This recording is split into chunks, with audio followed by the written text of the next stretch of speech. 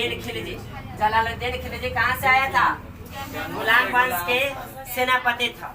इन्होंने गुलाम वंश के अंतिम शासक क्यूमर्स की हत्या करके गद्दी संभाला था। दिल्ली सल्तनत के गद्दी संभाला कब? 1290 ईस्वी में। 1290 ईस्वी में क्यूमर्स की हत्या करके इन्होंने राज्याभिषेक किया था। कहाँ? किलोखरी की महल में। पूछा जाता है जलालुद्दीन की राज्याभिषेक कहाँ हुआ था?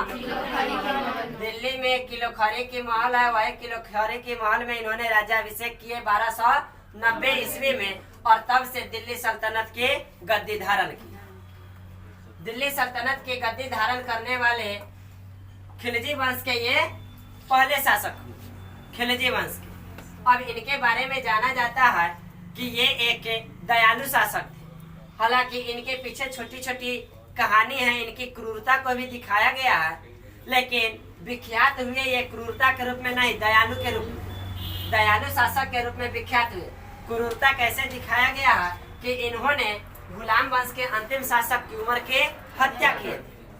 तो हत्या करने वाले व्यक्ति क्रूर व्यक्ति होते हैं, तो इसके कारण ये क्रूर साबित हुए। उसके बाद दूसरी बात यह हुई कि एक ईरानी संत थे, महात्मा थे, सिद्दी मौला। सिद्दी मौला से इन्होंने आशीर्वाद लेने के लिए गए थे। जलालुद्दीन खिलजी को मन चाहा आशीर्वाद नहीं मिला। मन चाहा आशीर्वाद नहीं मिलने के कारण इन्होंने क्या किया? सिद्दी मौला की हत्या करवा दी। कैसे? हाथी से कुचलवा करके, हाथी से कुचलवा करके सिद्दी मौला के हत्या करवा दिया।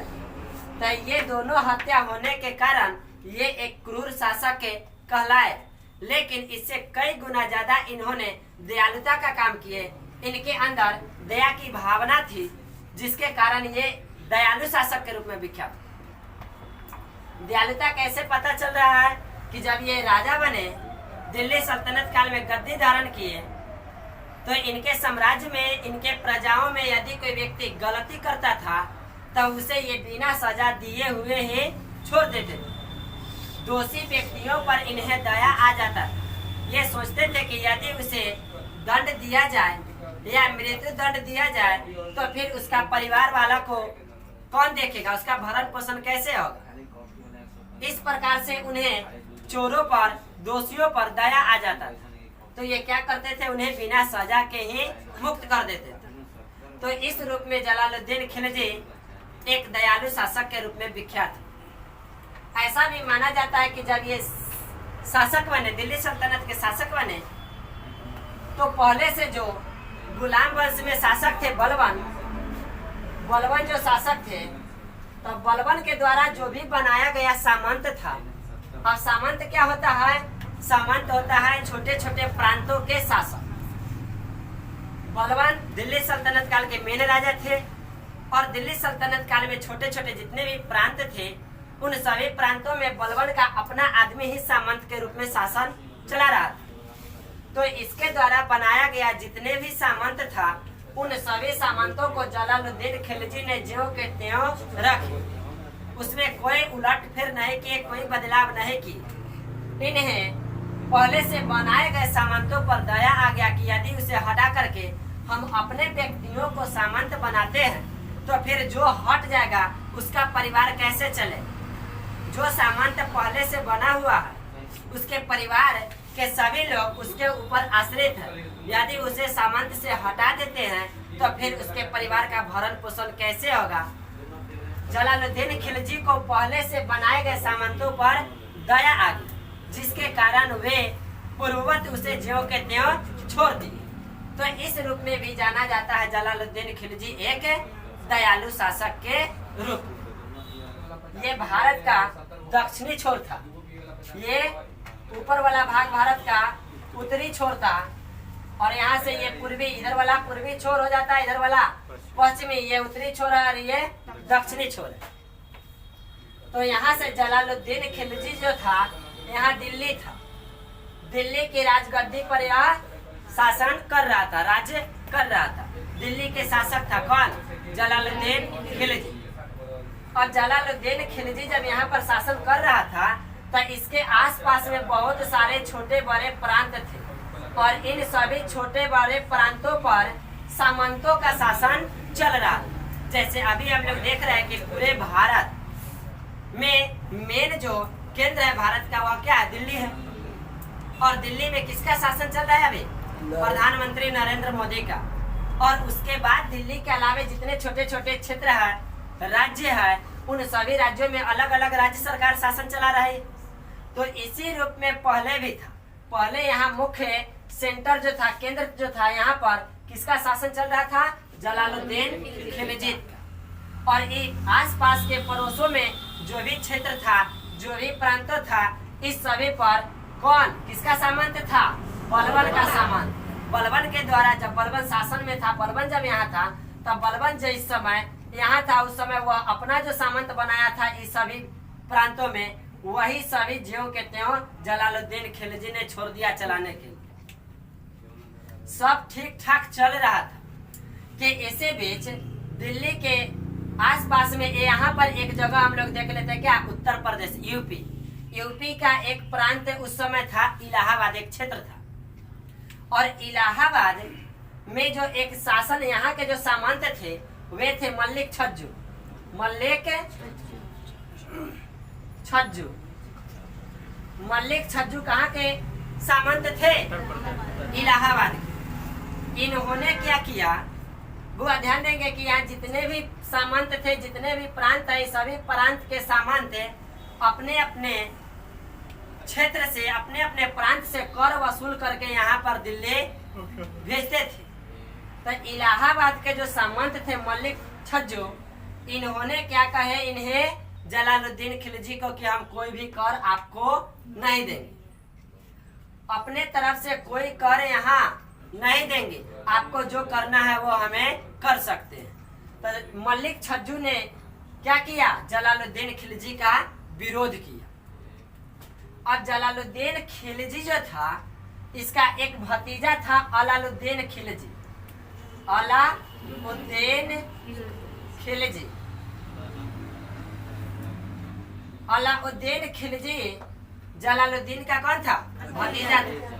अलाउद्दीन खिलजी को इससे निपटने के लिए भेज दी कि जा करके यूपी इलाहाबाद जो है, इलाहाबाद के जो सामंत है मल्लिक छज्जू, वह मेरा विरोध कर रहा है, इससे जा करके समझ लो। अलाउद्दीन खिलजी के पिता बचपन में ही इन्हें छोड़ करके चल बसे थे। इनका पालन पोषण, अलाउद्दीन खिलजी का पालन पोषण इनके चाचा जलालुद्दीन खिलजी ही की। बचपन से पाल पोष करके बड़े की। और जब मल्लिक छज्जू जब विरोध किया था, तब जलालुद्दीन खिलजी ने अपने भतीजे अलाउद्दीन खिलजी को इलाहाबाद भेजा। अलाउद्दीन खिलजी क्या किए? इलाहाबाद आकर के मल्लिक छज्जू से विद्रोह किए, मतलब इससे लड़ाई किए। और लड़ाई करने के दौरान क्या हुआ? मल्लिक छज्जू को परास्त कर दिए। मल्लिक छज्जू को परास्त करने के बाद अलाउद्दीन ने जब सूचना दिया जलालुद्दीन के कि उसे पराजित कर दिए हैं, तो ये बहुत प्रसन्न होते और खुशी में अपने भतीजे अलाउद्दीन को कहते हैं कि जब इलाहाबाद पर विजय प्राप्त किया है तो अब इलाहाबाद का सामान तुम खुद रहो, अब इलाहाबाद में खुद से शासन कर। और अपने पुत्र अरकली खां, अपने पुत्र अरकली खां, ये अरकली खां किसका पुत्र? जलालुद्दीन खिलजी। पाकिस्तान के आसपास में, पाकिस्तान के क्षेत्र में एक प्रांत था, कौन सा? मुल्तान। यही मुल्तान पर किसका शासन था? अरकली खां का। जलालुद्दीन खिलजी ने अपने पुत्र अरकली खां को मुल्तान का सामंत बना रखे। और जब इनके भतीजा इलाहाबाद पर विजय प्राप्त किया तब भतीजा को इलाहाबाद के सामंत बना दिया। अब यहाँ का सामंत कौन बन गया? अलाउद्दीन खिलजी। अलाउद्दीन खिलजी यहाँ पर युद्ध किया, युद्ध के बाद विजय प्राप्त किया, इलाहाबाद पर विजय प्राप्त करने के बाद यहाँ का शासक बन गया। धीरे धीरे चाचा भतीजा का जो रिश्ता था वह और गहरा होते गया और करीब रिश्ता होते गया। इतना करीब हो गया कि आगे चल करके इन्होंने क्या किया? अपनी पुत्री से अलाउद्दीन खिलजी की विवाह करा दिया। मल्लिका जहां। मल्लिका जहां से क्या करता है? जलालुद्दीन खिलजी अपनी पुत्री मल्लिका जहां से अलाउद्दीन के विवाह करा देता। तो इस विवाह का बंधन होने के बाद जो भतीजा था वह अब क्या बन गया? दामाद नहीं बन गया। किसका? जलालुद्दीन खिलजी के दामाद बन गया कौन? अलाउद्दीन खिलजी। अब अलाउद्दीन खिलजी क्या किए कि देख रहे हैं कि इलाहाबाद के बाद नीचे का जो क्षेत्र है, जो दक्षिणी भारत का क्षेत्र है, इधर में बहुत सारा धन संपत्ति का भंडार था और कोई भी शासक यहाँ पर आक्रमण नहीं किया था। तब क्या किया? अलाउद्दीन खिलजी ने दक्षिणी भारत में आक्रमण किया और दक्षिणी भारत में एक क्षेत्र था कौन? महाराष्ट्र। महाराष्ट्र का देवगिरी उस समय देवगिरी के नाम से विख्यात था। देवगिरी पर आक्रमण करता है अलाउद्दीन खिलजी और यहाँ से अपार धन संपत्ति सोना चांदी लूट करके ले जाता है। जब यहाँ आक्रमण किया और यहाँ से अपार धन संपत्ति लूट करके यह पुनः वापस इलाहाबाद पहुंच रहा था, तब इसकी सूचना मिला किसे? जलालुद्दीन खिलजी को। जलालुद्दीन खिलजी क्या किए? बहुत प्रसन्न हुए कि हमारा भतीजा या हमारा दामाद इलाहाबाद के शासक तो है ही है। इसके साथ ही उन्होंने देवगिरी पर आक्रमण किया और देवगिरी पर आक्रमण करके यहाँ पर यादव वंश का शासन चल रहा था। देवचंद्र पाल यहाँ के शासक थे। देवचंद्र पाल। अलाउद्दीन खिलजी देवगिरी के शासक देवचंद्र पाल को पराजित करके यहाँ से काफी धन दौलत लूट करके इलाहाबाद ले जा रहे। जैसे ही इलाहाबाद पहुंचने वाले थे, इसकी खबर जलालुद्दीन खिलजी को मिल गया। जलालुद्दीन खिलजी अभी भी बहुत प्रसन्न हुए और वे सोचे कि अलाउद्दीन खिलजी की स्वागत करने के लिए मैं स्वयं इलाहाबाद पहुंचता हूं। जलालुद्दीन खिलजी अपनी दामाद की स्वागत करने के लिए स्वयं इलाहाबाद पहुंचे और इधर से अलाउद्दीन खिलजी धन दौलत लूट करके इलाहाबाद जा ही रहे। इन्हें भी पता चल गया कि मेरे ससुर जी आ रहे हैं स्वागत करने के लिए, लेकिन उस समय अलाउद्दीन खिलजी के मन में एक गलत फहमी आ गई। इन्हें ऐसा लगा कि इतना कष्ट करके लड़ाई करके युद्ध करके मैंने धन दौलत लूटा और यह धन लेकर के यहाँ जा रहे हैं। जलालुद्दीन खिलजी को मेरे धन पर लालच हो गया। वह आ रहा है मेरा धन लूटा हुआ धन ले करके और अपने पुत्र अलकली खां को दे देगा। यह गलत फहमी अलाउद्दीन खिलजी के मन में आ गया, इसलिए यह इधर से इलाहाबाद पहुंचा। अलाउद्दीन खिलजी धन लेकर के इलाहाबाद पहुंचा और जलालुद्दीन खिलजी स्वागत करने के लिए इलाहाबाद पहुंचे। अलाउद्दीन खिलजी ने क्या किया? गलत फहमी मन में होने के कारण जलालुद्दीन खिलजी की हत्या कर